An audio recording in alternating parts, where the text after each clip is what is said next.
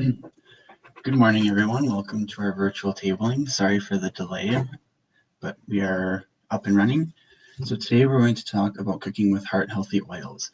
And so, oils are a fat, but all fats aren't bad for us. And if you use the correct oils, and then if you use them in the correct way, they're actually very beneficial for your health. And so without further ado, let's get started. But first, we're going to talk about why exactly you should use heart healthy oils, and this kind of goes back to improving your high blood pressure and also improving your high blood cholesterol.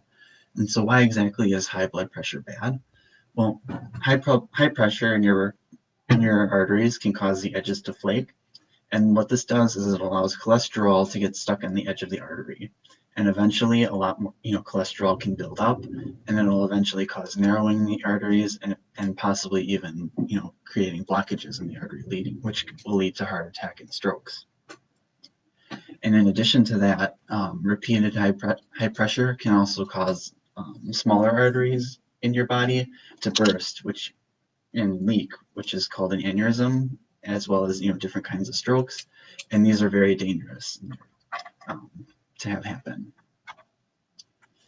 And then on the other side of that, why exactly is high cholesterol bad?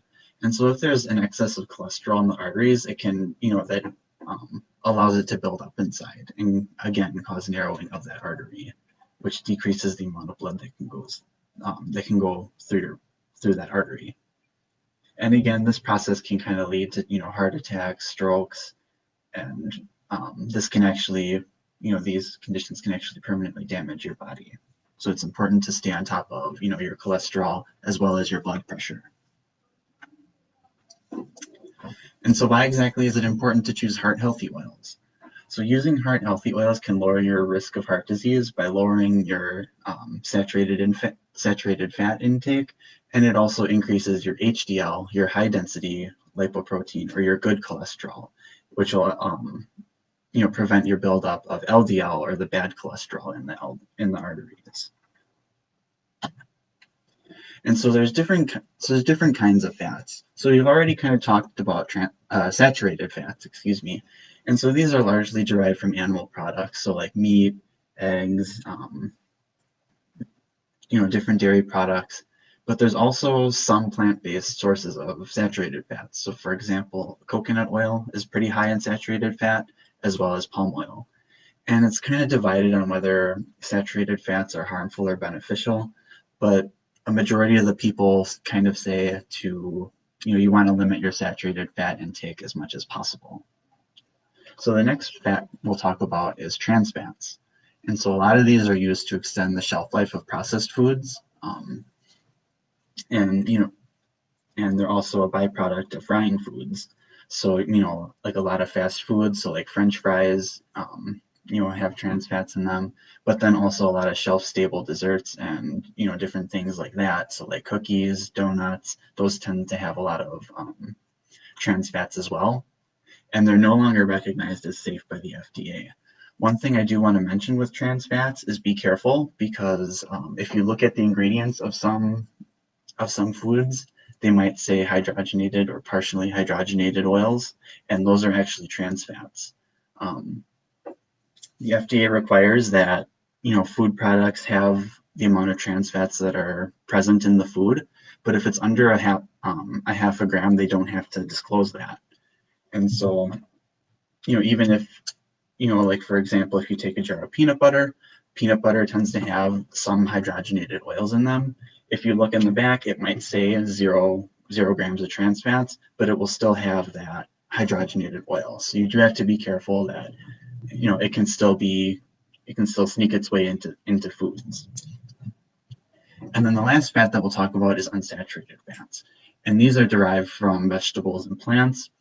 They're comprised of two different kinds, so monounsaturated fats and polyunsaturated fats, and as well as omega-3 fatty acids, which both are very important for us and do a lot of good things for our health.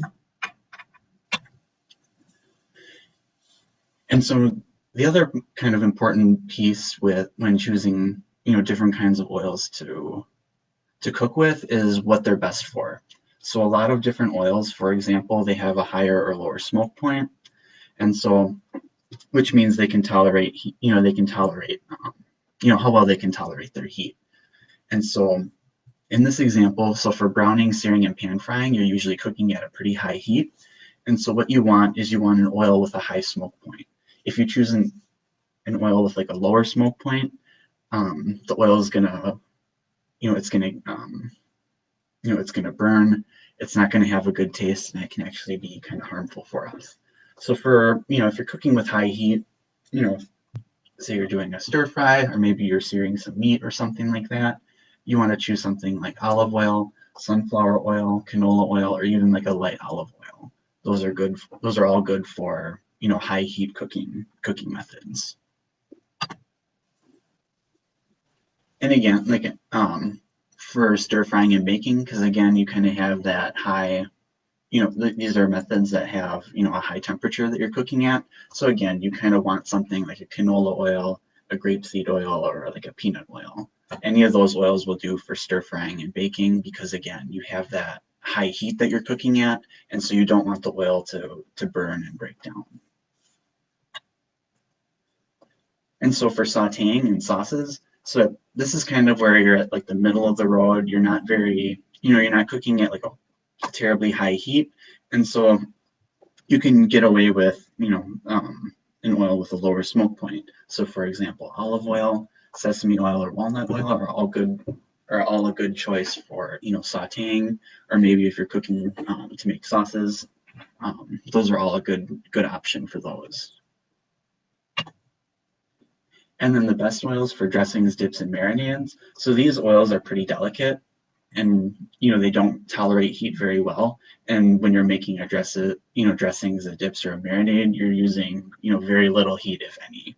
And so oils like extra virgin olive oil, toasted sesame oil, flaxseed oil, or avocado oil are all great options if you're trying to make like a nice dressing or a marinade, something that you're not going to expose to heat really. And so that is all that I have for you today.